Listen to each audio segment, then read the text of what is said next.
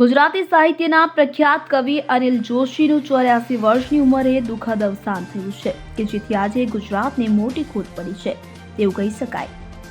મળતી માહિતી મુજબ અનિલ જોશીનું 26મી ફેબ્રુઆરીને બુધવારની સવારે મુંબઈમાં 84 વર્ષની વયે અવસાન થયું હતું। તેમના અંતિમ સંસ્કાર મુંબઈમાં જ કરવામાં આવ્યા હતા। ઉલ્લેખનીય છે કે 2 અઠવાડિયા હોસ્પિટલમાં રહીને ઘરે આવ્યા બાદ તેમનું અવસાન થયું।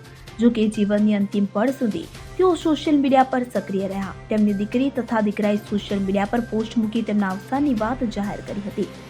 વડાપ્રધાન મોદીએ પણ અનિલ જોશીના નિધન અંગે દુઃખ વ્યક્ત કર્યું હતું। અનિલ જોશી વિશે વાત કરવામાં આવે તો 1962 થી 1969 દરમિયાન તેઓ હિંમતનગર અને અમરેલીમાં શિક્ષક તરીકે ફરજ બજાવતા હતા। બાદમાં તેમણે મુંબઈમાં 1971 થી 1976 સુધી કોમર્સના તંત્રી વડીલાલ ડગલીના અંગત સહાયક તરીકે સેવાઓ આપી હતી। ગુજરાતના નવતર કવિઓમાં અનિલ જોશીનું સ્થાન ખૂબ જ મહત્વનું હતું।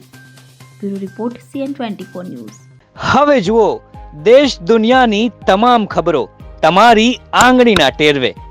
ઉઠાવો મોબાઈલ અને Google Play Store પરથી ડાઉનલોડ કરો અમારી CN24 ન્યૂઝ મોબાઈલ એપ।